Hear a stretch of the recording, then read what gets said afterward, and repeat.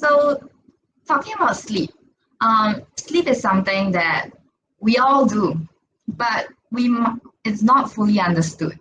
And most living beings need sleep. You need sleep, I need sleep, our pets need sleep. Even the pests running around our house, they need sleep too. So, sleep is when we are in the state of rest, where we are not responsive to the environment around us. And sleep is an important part of general health and well-being. However, like 45% of the world population have trouble sleeping. That's almost half of the people in the world. So don't worry, you're not alone if you have difficulty sleeping. So this can be associated with fatigue, reduced inability to tolerate frustration, and worry about sleep itself. So lack of sleep can also contribute to behaviors that continue to interfere with sleep, such as napping during the day, trying to catch up on sleep, or using caffeine to help with alertness during the day. And in this webinar, we'll discuss the importance of sleep, some of the causes of sleep disturbances, what we do that may help or interfere good sleep, and finally, I'll provide you with some strategies to address those thoughts about sleep and behaviors which may contribute to longer-term sleep problems. Okay, so sleep, like what sleep does for us, good sleep, what good sleep does for us. Sleep is a very important part of our lives. We spend about 1/3 of our lives sleeping. And so it's probably very important to understand why we need it. So one researcher, his name is Matt Walker, he conducted a study in his sleep lab. He had two groups of people. One group pulling an all-nighter and not allowed to sleep, not allowed to take naps, and the other group, they were given 8 hours of sleep. And after the experiment, he found that the group with no sleep had 40% reduced learning compared to the group with sleep. He also found that the group with no sleep, they were unable to make new memories. So sleep is something that is very important, like for us physically, emotionally, and mentally. If we get good sleep, we wake up being in a good mood and we are ready to interact with others. Also, sleep can be thought of as like after you've completed a piece of work, you need to hit that save button and so that you can store everything that you've already completed. So that's the same with sleep. It's like hitting the save button.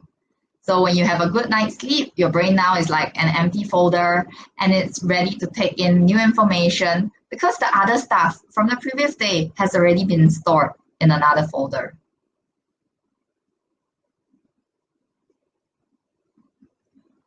So what happens then if we are sleep deprived?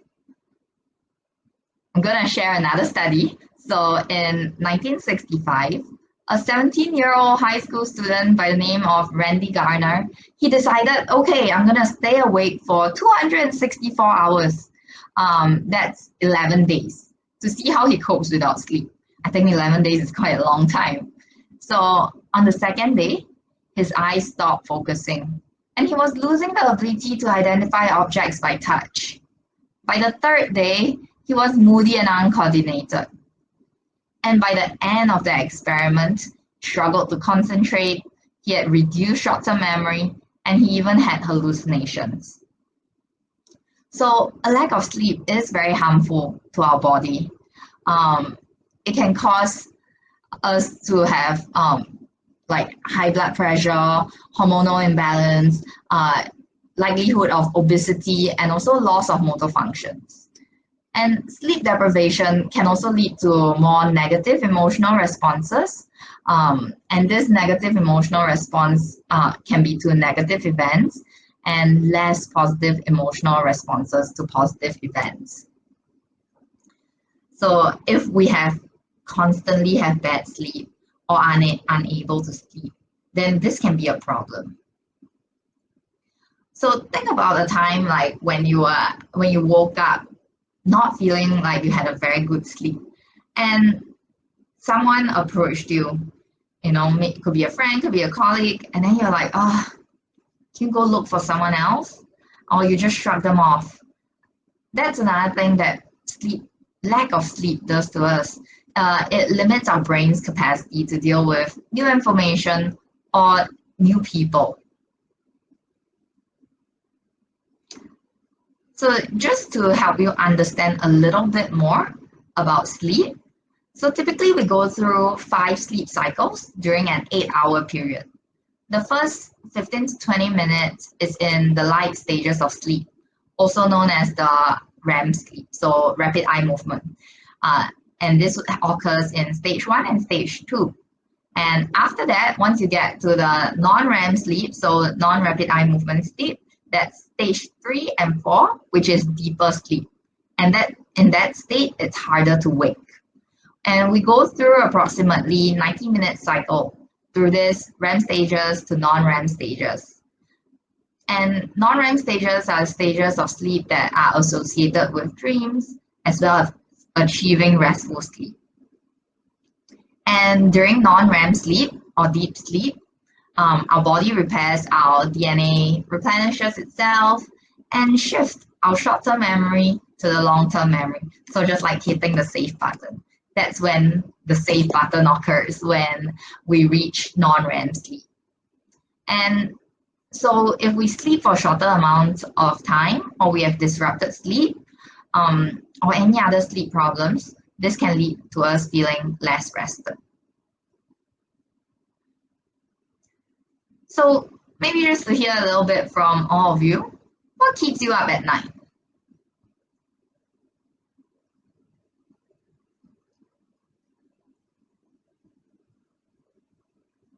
Thinking too much, an active mind, dreaming about work, worrying, work.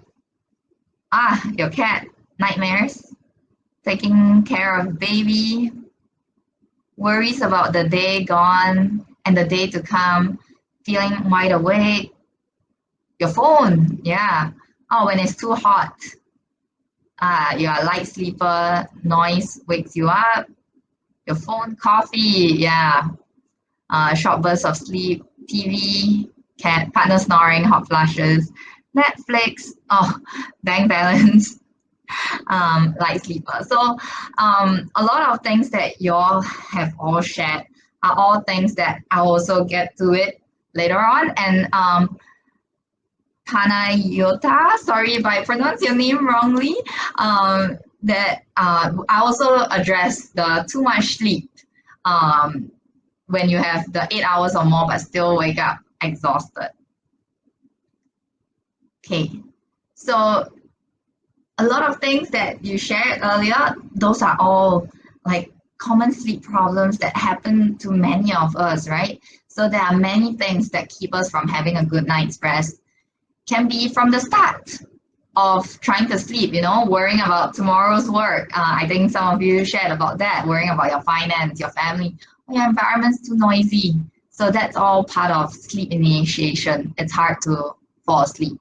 So some other people might have difficulties staying asleep or having difficulties with sleep maintenance. So that they have no difficulties with falling asleep, but they wake up in the middle of the night, maybe because of nightmares, or they wake up and they feel worried about not being able to sleep again, maybe tossing and turning for hours before they fall back asleep. So oversleeping, and still feeling tired, that's called hypersomnia. That too is a problem. So that's when you sleep for long hours and deeply, but you still feel exhausted, or you might even feel lethargic throughout the day.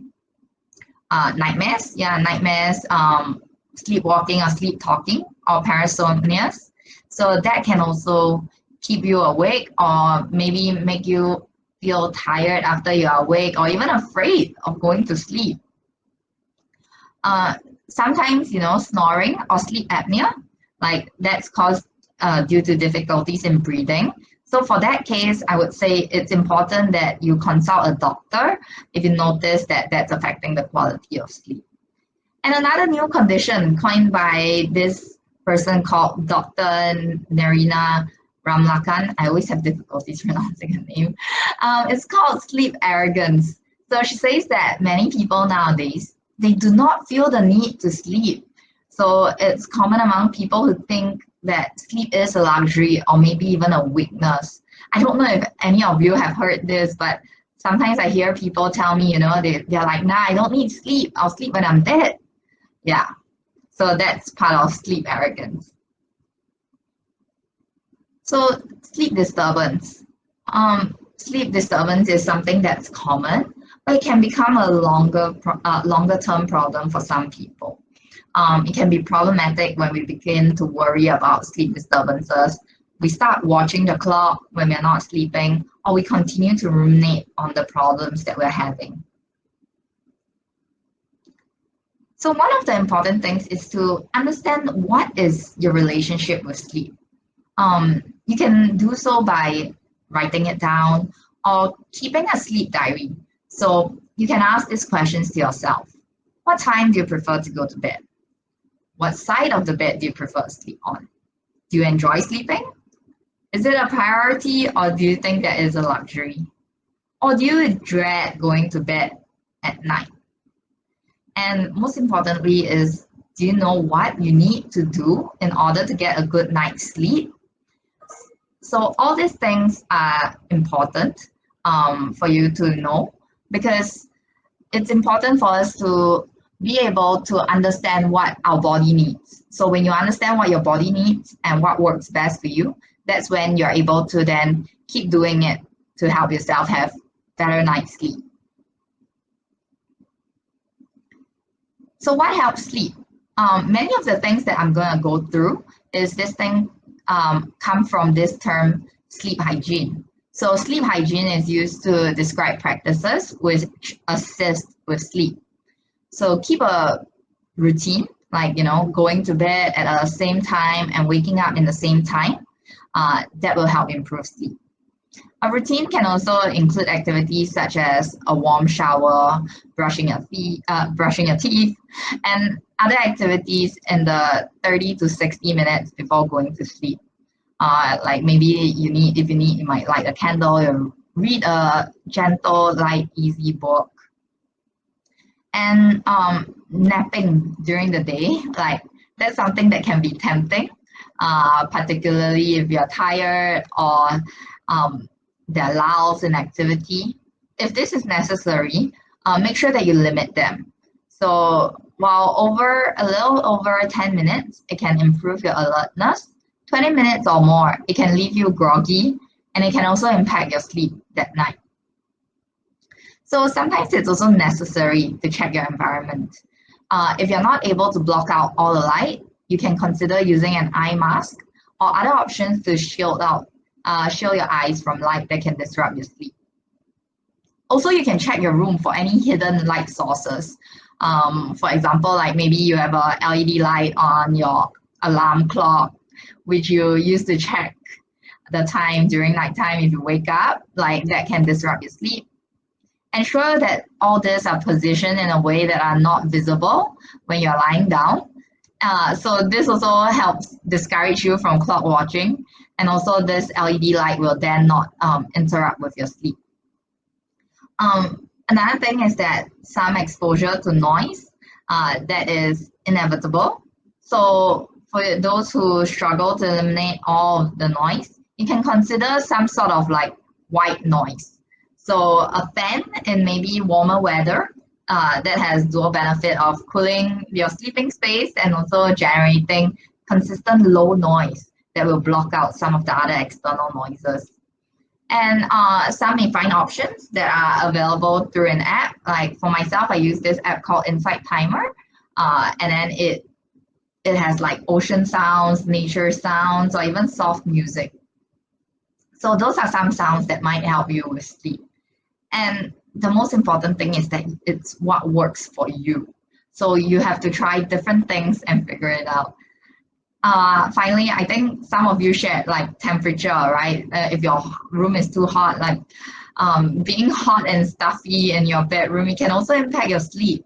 But being too cold can also keep you from staying asleep. So knowing what's your comfortable sleeping temperature and try adjusting either your heater, your fans, or your air conditioning so that your bedroom feels comfortable temperature throughout the night. Another thing is exercising. So exercising, it has many benefits. You might not think that it affects, but like let's say earlier in the day, if you're able to engage in some moderate activity, it can help you feel more alert and also have better sleep. If you want to do it at night, probably do it about an hour before you go to bed. So personally, I use blackout curtains. So this curtain right here is a blackout curtain. I also put a chair beside my bed so that I don't do any non-sleep activities in bed. For example, if I want to use my phone, I make sure I'm in my chair, that I'm using my phone and not using my phone in my bed. I also have a fan for days that are too hot. Otherwise, like I turn on the air conditioning to where there's fan. So a little bit of sound, so it's not too quiet. So those are some of the things that work for me. Like it's important for you to test it out and see what works for you. So what are some sleep stealers? I think we talked a little bit about this earlier. So caffeine, like often if we feel tired in the day, you might rely on caffeinated beverages. Unfortunately, this can reinforce the cycle of disrupted sleep. So coffee, tea, chocolate, energy drinks, or other food containing caffeine, it can impact your sleep the following night. So it's best to limit your consumptions of these food and beverages at least 6 hours before your usual bedtime. Time of meals. That's something that's very important. So what you eat and when you eat it, it also has an impact. For example, if you are hungry when going to bed, this can impact your sleep, as your body keeps telling your brain, I need to find food. Alternatively, if you are eating too close to your sleep time, it can also disrupt your sleep when your body is working so hard to digest the food. So evening meals, if possible, to eat it 3 hours prior to bedtime. For me, I learned my lesson the hard way. There was one day I couldn't sleep and I was wondering why couldn't I sleep? It's because I took a pot of Chinese tea during dinner time and that kept me up later than usual. And also I kept going to the restroom. And for food, I know that I cannot eat it right before sleeping because it gives me nightmares. My body is working and digesting food, so my brain is working as well. So like those are the things that I've noticed for myself. If you enjoy an alcoholic beverage, ensure that you avoid alcohol 3 hours prior to sleep as well, because while alcohol can give you that relaxing feeling, but it's also be associated with maybe falling asleep quicker. But as our body breaks down the substance, because it is a stimulant, it actually decreases our sleep quality even when we stay asleep. So sometimes, if you notice that, take an alcoholic beverage, you sleep so well like a baby, but then next day you wake up and you're like, oh man, I'm still tired. So it's actually because your body's breaking up the substance and it is a stimulant. Another common thing, your phone, electronic devices. We all use it nowadays, right? So it can help you with work and leisure, including maybe you are chatting with a friend, keeping in touch with loved ones, but this can also interfere with sleep because of exposure to blue light. So the blue light can interfere with melatonin production, which then interferes with your sleep-wake rhythms. So while it's tempting to send like one last email, one last text, watch a YouTube clip right before you go to sleep, try and limit this to maybe 1 to 2 hours before bed to minimize your impact on the sleep. And also, it's important not to use it in your bed. If you need to get out of your bed, then use your phone. And other work demands and stresses that can also cause you difficulties with going to sleep. So as discussed earlier, we need to wind down prior to sleep. Logging in to work right before bed is against this principle. So similarly, also, if you have sensitive conditions right before bed, with your loved ones, that might also then increase your stress hormones and then it can impact your sleep. All right, so some relaxation techniques that you can use. So sometimes when we are having trouble sleeping, our bodies feel tense. When we are stressed, our breathing tends to be shallow and our muscles will often tense in anticipation. So even though there are no physical threats in our environment um, that might require us to respond to them physically, we still respond physically to them. So if you check out the Uprise app, there's a number of useful exercises that can assist with relaxation. The app has videos that guide you through controlled breathing and progressive muscle relaxation. Both are useful at focusing on your thoughts, whether it's on your breathing or on your muscles, and also assist with alleviating the physical sensations of stress that interfere with going to sleep. So for me, I've used progressive muscle relaxation with many of my clients, and many of my clients have found this useful.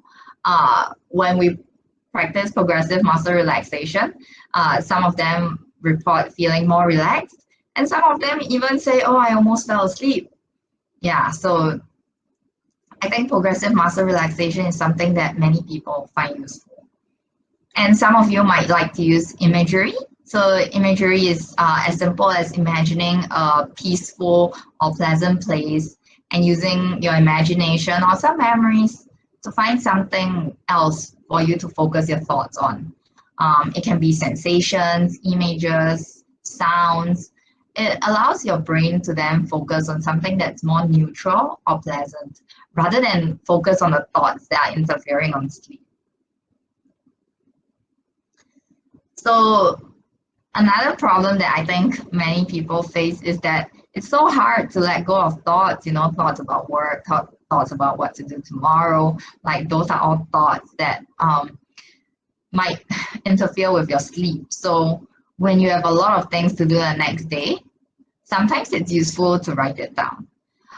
While focusing on those thoughts might not be consistent with relaxing, it's useful to recognize if they have been impacting your ability to relax and go to sleep. So writing down the tasks for tomorrow and leaving them in a separate room. So if you really notice that, you cannot go to sleep, write it down, put it in another room. And then this helps you ensure you're not forgetting, these important activities while reducing the need to devote any mental energy to thinking about them. Another strategy is to use mindfulness. So mindfulness can be a very useful way of letting go of thoughts. Also, we have this topic on the Uprise app. So it's mindfulness for sleep. It's an introductory video of letting go of thoughts. And there's also some audio tracks focusing on emotions and physical sensations and dealing with self-expectations. All right, so now you know how to go to sleep. Now it's how to wake up, right? So if you notice that you feel a period of about 5 to 20 minutes of grogginess, heavy eyes, sore shoulders, the feeling of wanting to go back to sleep, that's normal. Like that's something that everyone experiences as well. So these feelings, they resolve, relatively quickly. It's the normal transition between sleep and wake. So generally, like these unpleasant feelings, like just that 5-20 minutes upon waking, is not good data on whether to stay in bed and continue to snooze versus getting up. Usually, like it's better to get up and get moving. So for different people, they use different things. Like personally, I have like an annoying alarm clock and I set it far away from my bed because this way I have to get up and turn it off. I tried using those very calming alarms before, but that puts me right back to sleep. So figure out like for yourself whether you want to have an annoying alarm clock or a soothing alarm clock because different people might react differently. Another thing that you can do is like roll out of bed. It might sound weird, but the first step is really just getting out of bed. So however you can get yourself out, that's up to you. And once you're out of bed, go to the washroom, wash your face, and that can assist in helping you stay awake. And if you have blackout curtains like me, you can either draw them open so that the sunlight can come in, or you can turn on the lights. That will signal to your body that It's daytime and it's time to get up. So some key takeaways from today. It's important to establish a sleep routine. And this sleep routine is unique, it's what works for you. It's also important for you to understand what are the things that keep you from sleeping. So that's why just now I asked you, what are some of the things that keep you up at night? So if you know what are some of those, that's when you can use the different techniques that I shared earlier to address each of them. And if possible, if you need, you can use some relaxation strategies or strategies to let your thoughts go. So put your devices aside in the evening and also maybe change your caffeine and alcohol consumption if needed.